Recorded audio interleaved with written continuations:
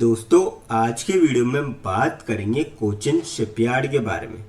यहाँ पे कोचिन शिपयार्ड में काफ़ी शानदार खबर निकल के आ रही है, जिसके चलते मुझे लगता है कि पिछले एक महीने जो आपको तेजी का दौर बनते हुए देखने को मिल रहा था, वो आगे भी जारी रहता हुआ नज़र आ सकता है। तो ऐसी क्या खबर है, ये हम डिस्कस करेंगे इस वीडियो में। फिर बात करेंगे हम आईटीसी के बारे में। आईटीसी के चेयरमैन की ओर से बड़ा बयान निकल के आ रहा है, जिसके चलते आने वाले टाइम में आपको इसकी जो सेल्स और रेवेन्यू है उस पर क्या इम्पैक्ट पड़ता हुआ नज़र आ सकता है, वो जानने की कोशिश करेंगे। और ये भी जानने की कोशिश करेंगे क्या स्टॉक में अब तेजी का दौर बनते हुए देखने को मिल सकता है, या फिर जो बयान है उसके चलते आपको करेक्शन देखने को मिल सकता है। फिर बात करेंगे लार्सन एंड ट्यूब्रो के बारे में। लार्सन एंड ट्यूब्रो को एक ऑर्डर मिलता हुआ नजर आया। अब कहाँ से मिलता हुआ नजर आया और कितने अमाउंट का मिलता हुआ नजर आया, वो सारी डिटेल्स हम देखेंगे इस वीडियो में। लास्ट में एक ऐसे स्टॉक के बारे में डिस्कस करेंगे जो आप सभी के लिए लेके आया बोनस बहुत ही शानदार रेशियो में। तो चलिए वीडियो स्टार्ट करते हैं। सबसे पहले बात करें कोचिन शिपयार्ड की। 1898 पे क्लोजिंग देखने को मिली थी कल के दिन, मतलब फ्राइडे के दिन। 9.4 रुपीज़ की गिरावट देखने को मिली थी और 0.5% तक लगभग स्टॉक जो है गिरता हुआ नजर आया था आपको फ्राइडे के दिन। अब पिछले एक महीने में अगर आप देखेंगे तो 11% की काफ़ी शानदार रिटर्न दिखाया है स्टॉक ने। अब बात करी जाए अपडेट की, जिसके चलते आने वाले टाइम में हो सकता है कि इसमें और तेजी का दौर बनते हुए नजर आए। तो अपडेट कुछ ऐसा है कि Cochin shipyard and Mazagon dock eyes new shipbuilding facilities in Tamil Nadu. Separately, Cochin Shipyard will sign a MOU with one of the world's largest shipbuilders, South Korea's HD Korea Shipbuilding and Offshore Engineering Company Limited (KSOE) for long-term cooperation between the two companies in various domains of shipbuilding and maritime development. तो ये काफ़ी बड़ी खबर है, जिसका आपको आने वाले टाइम में काफ़ी अच्छा इम्पैक्ट देखने को मिल सकता है। और मेरे ख्याल से इससे इनके जो है सेल्स और रेवेन्यू दोनों आपको इंक्रीज होते हुए नजर आएंगे। और आने वाले टाइम में आपको स्टॉक में एक तेजी का दौर बनते हुए नजर आएगा और एक नया हाई भी बनता हुआ नजर आ सकता है स्टॉक के अंदर। अगर आप देखेंगे 2545 का 52 वीक्स हाई है, उससे करीब 650 रुपये नीचे है। 1898 के पास है, लगभग 1900 रुपये के पास है और 2550 का हाई था। तो 650 रुपये नीचे है अपने 52 वीक्स हाई से।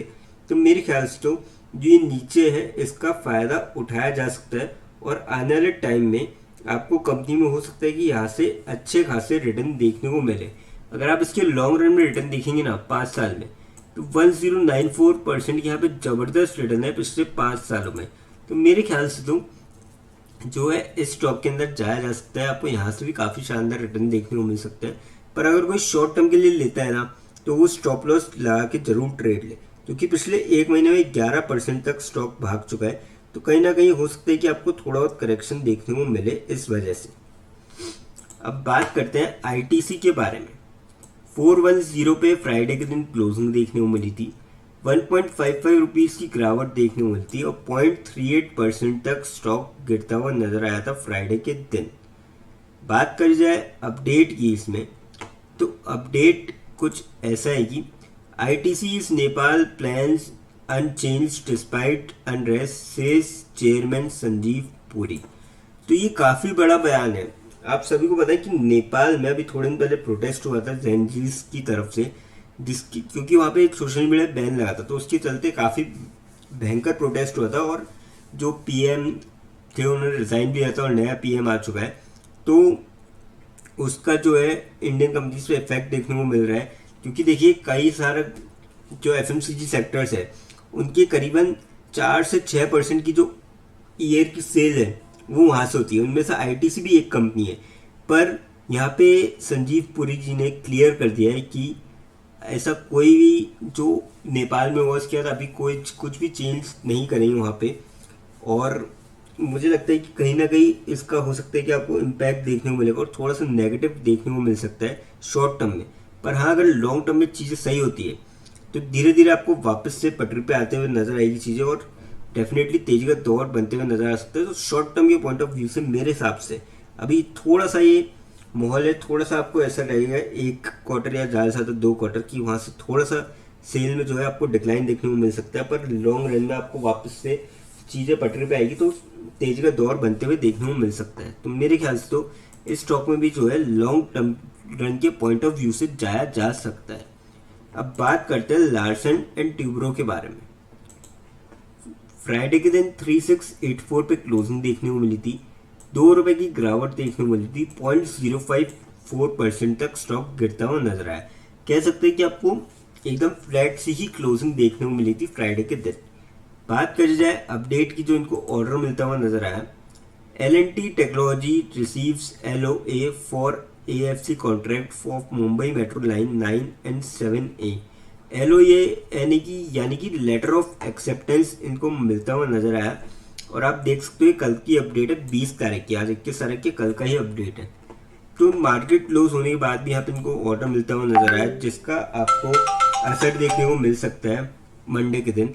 तो मेरे ख्याल से तो आप इस स्टॉक में जो है जा सकते हैं। कंपनी देखिए फंडामेंटली काफ़ी स्ट्रॉन्ग है और लगातार ग्रो भी कर रही है, तो मेरे ख्याल से तो यहाँ पे जो है फ़ायदा उठाया जा सकता है। अगर आप इसको देखेंगे ऊपर के लेवल से 3963 का हाई है और 3684 पे चल रहा है स्टॉक, तो थोड़ा सा नीचे है, तो आने वाले टाइम में आपको तेजी का दौर बनता हुआ नजर आ सकता है स्टॉक के अंदर भी। अब बात करते हैं उस स्टॉक के बारे में जो आप सभी के लिए लेके आया बोनस बहुत ही शानदार रेशियो में। कंपनी का नाम है नज़ारा टेक्नोलॉजीज लिमिटेड। फ्राइडे के दिन 1080 पे क्लोजिंग देखने को मिली, 27.4 रुपीज़ की गिरावट देखने को मिली और लगभग 2.5% तक स्टॉक यहाँ पे गिरता हुआ नजर आया। 5 दिन की अगर आप रिटर्न देखेंगे 2.5% के आसपास नेगेटिव रिटर्न है, 2.39% के, पर 6 महीने आप देखेंगे तो 11.5% के आसपास रिटर्न है। और 5 साल अगर हम मैक्स चाहते हैं तो कंपनी अप्रैल 2021 में लिस्ट हुई थी, तो उससे अब तक लगभग 30% के आसपास रिटर्न है, यानी कि 7.5-8% के यहाँ पे रिटर्न है। अगर आप ईयरली कैलकुलेट करेंगे तो काफ़ी ठीक ठाक से रिटर्न हुआ। बीच में उतार चढ़ाव भी काफ़ी रहा है क्योंकि ये देखिए गेमिंग जो इंडस्ट्रीज़ की एक वो है कंपनी, और आप सभी को पता है थोड़े टाइम पहले जैसे गेमिंग इंडस्ट्रीज़ पे जैसे ड्रीम 11 और कई सारी ऐप्स पे बैन लगा था, तो उससे नज़ारा टेक्नोलॉजीज़ पे भी असर देखने को मिला था।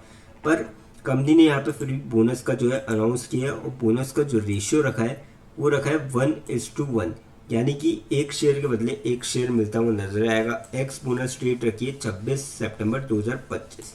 तो जिसके भी डीमेट अकाउंट में 26 सितंबर से पहले शेयर आएंगे सभी बोनस के लिए एलिजिबल होंगे।